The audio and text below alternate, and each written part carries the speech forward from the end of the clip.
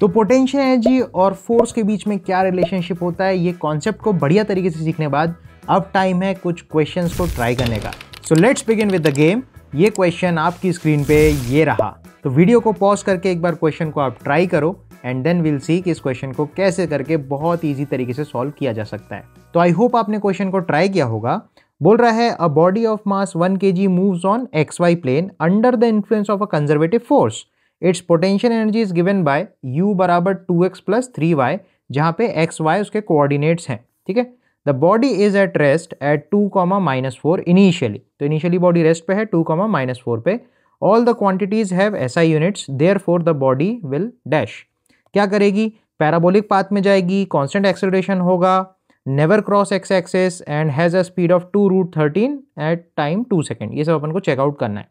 तो सबसे पहले अपन को इनिशियल जो पोजीशन है ये 2, पे ये है और रेस्ट पे है, इनिशियल वेलोसिटी 0। अब देखो जो पोटेंशियल एनर्जी अपन को दी है that is 2x plus 3y, right. अब अपन को पता है अगर मुझे फोर्स चाहिए तो इसको डिफरेंशिएट करना पड़ेगा। तो फोर्स निकालने के लिए अपन करेंगे minus del U by del x i cap minus del U by del y j cap.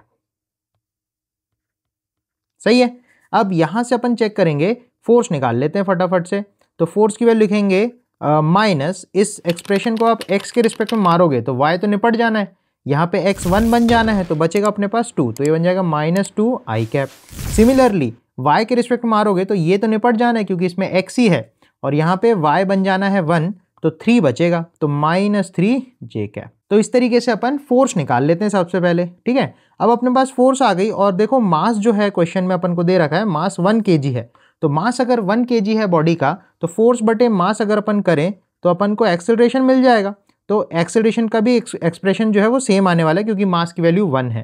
तो हो जाएगा -2 में आई कैप, तो -2 आई कैप -3 जे कैप। ये अपने पास एक्सेलरेशन भी आ गई, इसको ध्यान रखना है। अब इसके बाद अपन को ये समझना है कि भाई एक्सेलरेशन है, इनिशियल पोजीशन है, अब उसने बोला किस पाथ पे चलेगा। आप समझो बॉडी को जब भी रेस्ट से अपन छोड़ते हैं तो जिधर नेट फोर्स रहती है या जिधर नेट एक्सेलरेशन होती है बॉडी उसी डायरेक्शन में जाती है। ये अपन ने काइनेमैटिक्स में सीखा है, राइट। तो अगर काइनेमैटिक्स का कोई भी कॉन्सेप्ट आपको बढ़िया तरीके से सीखना है तो इस प्लेलिस्ट को कंप्लीट देखो, तो आपको प्रॉपर अंडरस्टैंडिंग होगी। इसका लिंक मैं डिस्क्रिप्शन में भी दे दूंगा। तो मूविंग ऑन, अपने पास देखो एक्सेलरेशन तो आ गया। अब एक्सेलरेशन आ गया तो मुझे इस बॉडी का मोशन देखना है। तो ये बॉडी स्ट्रेट लाइन में चलेगी क्योंकि जिधर नेट एक्सेलरेशन होता है बॉडी उधर ही चलती है। तो एक पार्ट तो इस क्वेश्चन का अपन कर सकते हैं कि moves with constant acceleration, because यहाँ पे कोई वेरिएबल नहीं दिख रहा है। ऑल्सो वो एक स्ट्रेट लाइन में चलेगा। ठीक है, तो पैराबोलिक पाथ तो नहीं होगा, ए ऑप्शन गलत हो जाएगा। नेक्स्ट अपन को चेक करना है कि ये एक्स एक्सिस को क्रॉस करेगा या नहीं। उसके लिए इसकी लोकेशन अपन बना लेते हैं। तो अगर ये एक्स एक्सिस है एंड ये वाई एक्सिस है तो इसकी लोकेशन आप देखोगे 2, तो x में 2 y में -4, तो यहाँ कहीं बैठा है 2, पे इनिशियली बैठा रेस्ट पे। और क्योंकि जो इसका एक्सेलरेशन है ये x में भी नेगेटिव है y में भी नेगेटिव है, तो नीचे की तरफ ये कुछ इस डायरेक्शन में जाएगा क्योंकि a नेट इसी तरफ है, तो ये पार्टिकल इस डायरेक्शन में सीधे निकल जाएगा। ठीक है, अब देखो क्रॉसेस द एक्स एक्सिस की, नहीं तो देखो डेफिनेटली नीचे अगर जाएगा तो भैया एक्स एक्सिस तो कोई पार कर ही नहीं पाएगा। तो आप बोलोगे इसका ऑप्शन सी भी करेक्ट हो जाएगा। अब बोल रहा है has a speed of 2√13 at 2 second. तो सबसे पहले अपन इसकी जो वेलोसिटी है 2 सेकंड पे वो निकालते हैं, तो वहीं से समझ में आएगा। अगर अपन x डायरेक्शन में सोचेंगे तो अपन ये बोल सकते हैं इसकी वेलोसिटी 2 सेकंड में x डायरेक्शन में क्या होगी, तो वेलोसिटी अलोंग x बराबर इनिशियली रेस्ट पे था तो x की वेलोसिटी भी 0 और y की भी 0 प्लस एक्सेलरेशन है इसका -2 क्योंकि इसका x डायरेक्शन में -2 एक्सेलरेशन है और y में -3 एक्सेलरेशन। तो हम बोल सकते हैं v बराबर u plus a into T. 2 second के बाद अपन को चाहिए तो आएगी -4 मीटर पर सेकेंड आई कैप। ऐसी y डायरेक्शन में अगर मैं वेलोसिटी निकालूं तो velocity along y initially rest से छोड़ा तो 0 प्लस एक्सेलरेशन y का -3 है और टाइम 2 सेकेंड्स है, तो आएगा -6 मीटर पर second J cap.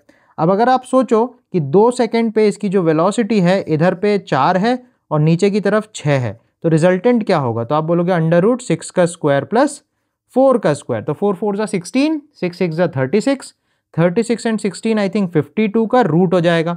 And root of 52 will be 2√13 only, क्योंकि 13 4 जा 52 होता है, राइट। 4 का 2 बाहर चले जाएगा रूट के, तो आंसर आ जाएगा 2√13 मीटर पर सेकेंड।